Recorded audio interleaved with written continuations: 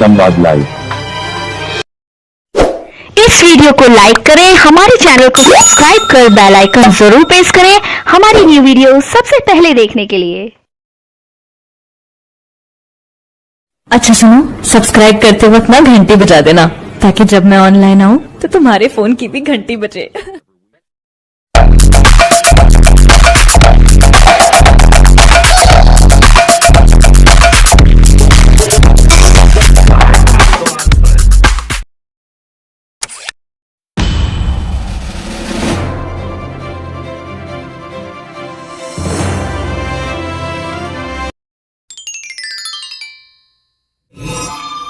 हम अध्ययन करेंगे तद्भव व तत्सम का।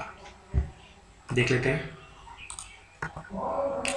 हिंदी भाषा में शब्दों का वर्गीकरण उत्पत्ति के आधार पर 4 भागों में विभाजित किया जाता है। पहला है विकास या उद्गम की दृष्टि से शब्द भेद। दूसरा है व्युत्पत्ति की दृष्टि से।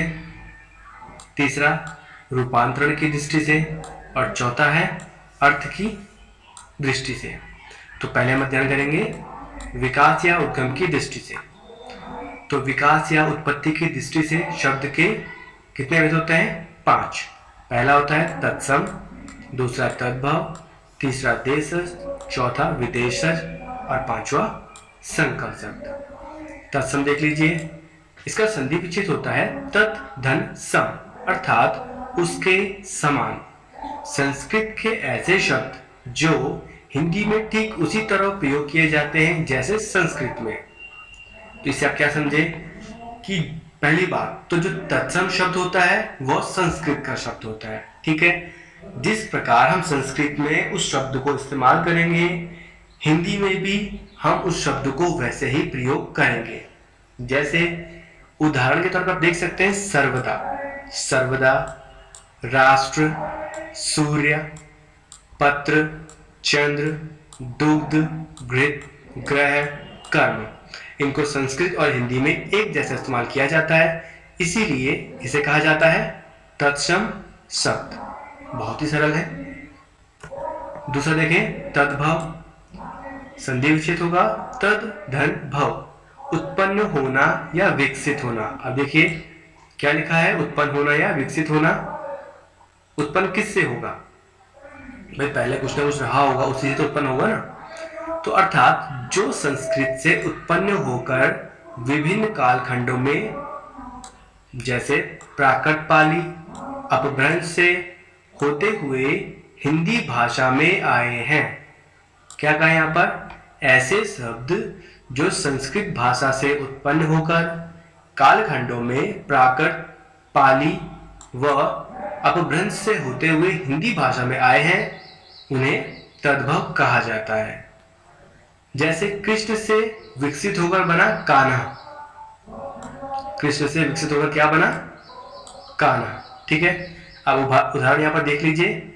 अब हम कहें कर्पूर, संस्कृत में कर्पूर कहा जाएगा, वहीं हिंदी में हम कहेंगे कपूर। उसी प्रकार से हिंदी में अगर हम आग बोलते हैं तो संस्कृत में कहा जाएगा अग्नि। तो उसका हिंदी रूपांतरण ही क्या कहलाएगा? तद्भव कहलाएगा। आप यहाँ पर कुछ शब्द देख सकते हैं, उनके तद्भव व तत्सम रूप यहाँ पर आपको देखने को मिल जाएंगे। जैसे अक्षर को कहा जाएगा अक्षर, आंख अक्षी, आज अग, आप आत्मा, छाया छत्र, छेद छिद्र, छुरी छुरिका। इस प्रकार से आप शब्दों का अध्ययन कर लेंगे जो कि तत्सम से तद्भव बने हैं, ठीक है। तीसरा हम अध्ययन करेंगे देशज शब्द का। वैसे शब्द जो विभिन्न भारतीय भाषाओं या बोलियों से हिंदी में आए हैं, इनका संस्कृत से कोई संबंध नहीं, ठीक है। जैसे खिड़की, गाड़ी, छाता, बेटा, पगड़ी या कटोरा। ये ऐसे शब्द हैं जिनका संस्कृत से कोई संबंध नहीं है। ये भारतीय भाषाओं और बोलियों से निकल करके हिंदी के अंतर्गत आ गए हैं। इन्हें देशज शब्द कहा जाएगा। चौथा है विदेशज। वैसे शब्द जो न तो संस्कृत के हैं और न ही हिंदी या अन्य बोलियों के हैं, वे विदेशी भाषाओं से हिंदी में आ गए हैं, जैसे school, doctor, station, slate, meter, box, button, अफसोस, दाग, दोस्त, इनाम, गुस्सा, कुली, चकमक, तलाश। इसके अतिरिक्त और कई सारे शब्द हैं, मैंने यहाँ पर कुछ ही शब्द लिखे हैं। तो ये शब्द ना तो भाई हमारे देसी हैं, ठीक है, ना संस्कृत से आए हैं, ना हिंदी की किसी बोली से आए हैं या भारत की किसी बोली से आए हैं, ठीक है। ये क्या है, विदेशी भाषाओं से हिंदी के अंतर्गत आए हैं, इसीलिए इसे विदेशज शब्द कहा जाता है। दूसरा हम देख लेंगे व्युत्पत्ति की दृष्टि से शब्द में भेद। हमने आपको 4 प्रकार बताए थे ना, तो ये दूसरा प्रकार है। तो व्युत्पत्ति की दृष्टि से शब्द के होते हैं 3 भेद। एक होता है रूढ़ शब्द, दूसरा यौगिक शब्द, तीसरा योग रूढ़ शब्द। तो हम पहला देखेंगे रूढ़ शब्द। जो शब्द परंपरा से किसी विशेष अर्थ में प्रयुक्त होते आ रहे हैं, जिनका खंडन करने पर उनका जो अर्थ है वो समाप्त हो जाता है या निरर्थक हो जाता है, उन्हें रूढ़ शब्द कहते हैं। जैसे कमल। अब देखिए, अगर हम कमल का संधि विच्छेद कर दें तो क्या बन जाएगा, कोई अर्थ नहीं बचेगा, ठीक है। धन हो गया, पुस्तक हो गया, जग हो गया, नीला हो गया, तो ये रूढ़ शब्द है। इनको अगर तोड़ा जाए तो इनका कोई मतलब नहीं होगा, लेकिन ये हम इन्हें प्रयोग करते आ रहे हैं और इनको हमें ऐसे ही प्रयोग करना होता है, तो इन्हें कहा जाएगा रूढ़ शब्द। दूसरा यौगिक शब्द। किसी रूढ़ शब्द में उपसर्ग, उपसर्ग क्या होता है दोस्तों, जो शब्द के पहले प्रयोग होता है और प्रत्यय शब्द के आखिर में लगाया जाता है या अन्य शब्द जोड़ देने पर बने शब्द यौगिक कहलाते हैं। कहने का मतलब ये है कि जो रूढ़ शब्द होते हैं उनमें अगर उपसर्ग या प्रत्यय लगा करके कोई और नया शब्द बन जाता है तो वो यौगिक शब्द कहलाते हैं। जैसे पाठ, धन, शाला, क्या बनेगा, पाठशाला। ये अपने आप में अलग अलग शब्द हैं, पाठ अलग है और शाला अलग है। इसी प्रकार से धन अलग है और वान अलग है, तो धन वान मिलकर क्या बन जाएगा, धनवान। तो आप समझ गए होंगे यौगिक शब्द। तीसरा पढ़ेंगे योग रूढ़ शब्द।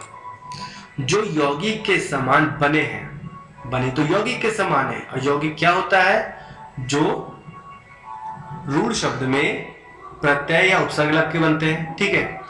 जो यौगिक के समान बने हैं परंतु समान अर्थ, सामान्य अर्थ को छोड़कर विशेष अर्थ ग्रहण कर लेते हैं।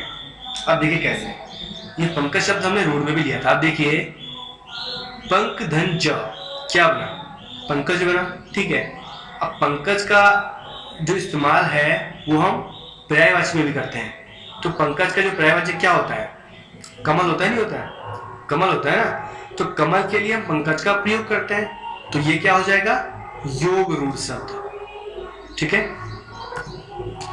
तीसरा देखते हैं रूपांतरण की दृष्टि से शब्द में भेद। रूपांतरण की दृष्टि से 2 प्रकार के शब्द होते हैं, एक होता है विकारी, एक होता है अविकारी।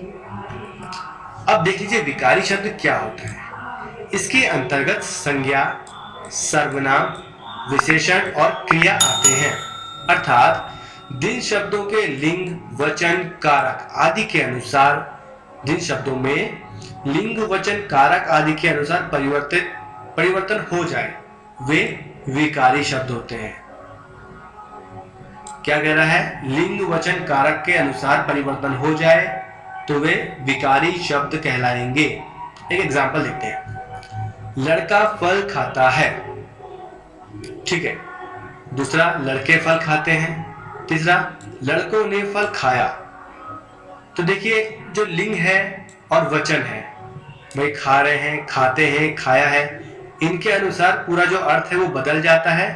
तो संज्ञा एवं क्रियापद में जब परिवर्तन हो रहा है तो क्या कहलाएगा, विकारी शब्द। दूसरा देखें, सर्वनाम विशेषण में परिवर्तन हो, मैं अच्छा हूं, हम अच्छे हैं, यहां पर देखिए सर्वनाम और विशेषण में परिवर्तन हो रहा है तो ये भी क्या कहलाएगा, विकारी शब्द। अगर हम बात करें अविकारी शब्द की, तो इसके अंतर्गत विशेषण, संबोधक, समुच्चयबोधक और विस्मयादि बोधक आते हैं। अर्थात सभी परिस्थितियों में अपने रूप को एक समान रखने वाला, अर्थात अविकारी में कोई परिवर्तन नहीं होता है।